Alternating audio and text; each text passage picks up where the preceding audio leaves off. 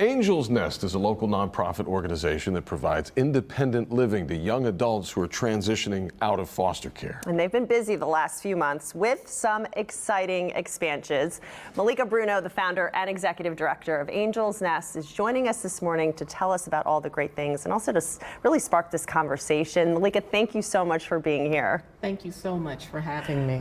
So, Malika, tell us about Angel's Nest, because your work years ago kind of inspired you to start this nonprofit. Tell us about that. So somewhere around 2018, I volunteered as a court-appointed special advocate of Montgomery County.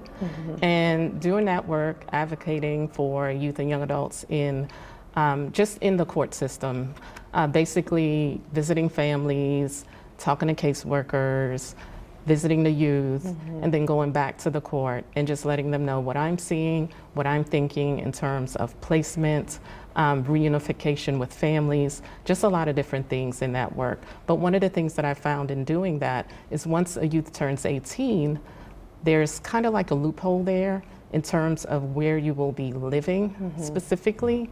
You age out of care, and then there really isn't placement for you unless, of course, you are in one of those programs called supervised independent living. And that's where I found my joy for Angel's Nest. So there was a need, that Angel's Nest really could fulfill. What have you guys done to kind of fill that gap in the system? So one of the things that we're doing is we're making sure that we're trauma informed. We're not just offering a bed and a blanket, because that doesn't help the situation any.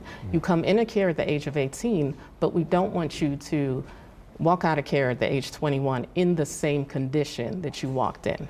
So we have a three-tier program where we look at education, we look at skills, and we look at your overall wellness. And that's physical wellness and your social mental health. So that's one of the ways in which that we're looking to make some change. That is huge. That is so big. And you were talking about what you were seeing when you were a court-appointed volunteer. Yes. What were you seeing? And now that you have, teenagers that are in this, getting this type of help, what is the difference that you're seeing?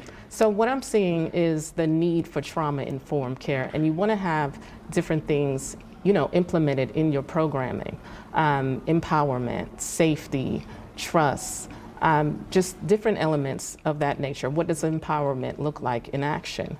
So instead of just handing someone a bed and blanket, you say, hey, these are the resources that you can look at. Here's workforce solutions, for example. Just looking at just different organizations and different programs within the community. Each of my youth that are in care, they are offered what's called a qualified mental health professional. And that individual can serve as someone that can help you with social skills, that can help you connect to resources. You can call that professional on a daily basis, and that professional can spend somewhere around 10 hours a week.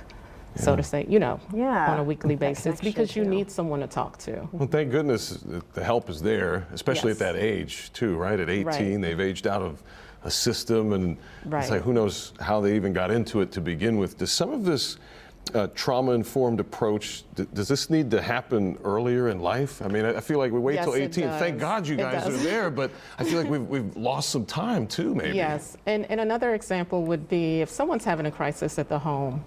It could be a mental health crisis. Everyone needs to be trauma-informed. We need to make sure that our teachers are trauma-informed. The courts need to be trauma-informed.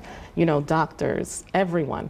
If someone walks into a doctor's office potentially having been assaulted, there's a certain way in which that you should be treating that client so that they're not traumatized and treated as if they're not the victim, but having done something wrong. So that's an example of that. And then when we have someone having a crisis in the home, a mental health crisis, we can call what's called the holistic team. It's in Harris County, and they send out a couple of individuals, very non-threatening, in a purple car. I absolutely love it. Cute little uniforms. That way we don't have to call the cops and, get these kids all stirred up. Yeah.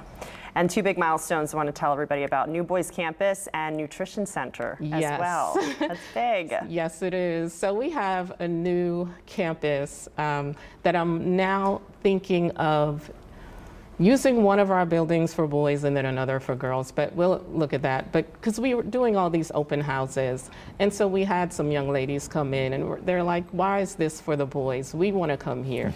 So we're looking at different options just to see what we can do to accommodate both our young women and men.